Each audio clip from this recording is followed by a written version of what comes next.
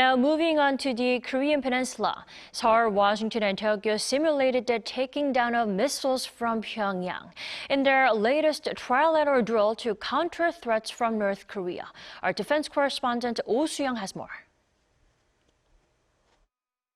South Korea, the United States, and Japan staged a combined missile defense drill Wednesday, enhancing their joint response to deterring North Korea's growing nuclear and missile threats. The drill took place in the East Sea and involved the three countries' Aegis-equipped guided missile warships, South Korea's largest destroyer Sejong the Great, the USS Barry, and Japan's Atago destroyer.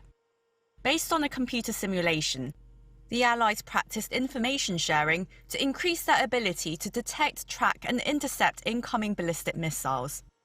A Joint Chiefs of Staff official said South Korea and Japanese forces practiced missile detection and information sharing, while the US warship intercepted the projectile. South Korea, the US, and Japan have strengthened our security cooperation and response system through this maritime missile defense training. The exercise seems to have been organized in response to North Korea's intercontinental ballistic missile launch on Saturday, which was followed by two short-range ballistic missiles on Monday morning.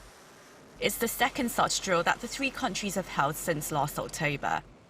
Seoul's defense ministry says the trilateral maritime defense drill will continue to be held as part of joint efforts on deterring Pyongyang's growing threat to regional security.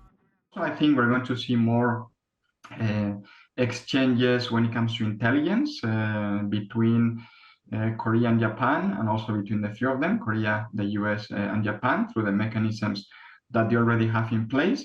In this sense, Korea and Japan complement each other because if we look at North Korea, Korea has better assets on the ground, but Japan has better satellite surveillance. Meanwhile, the naval commanders of the three nations met in Yokosuka, Japan, at the US 7th Fleet Command and discussed ways to strengthen information sharing and further coordinate joint exercises.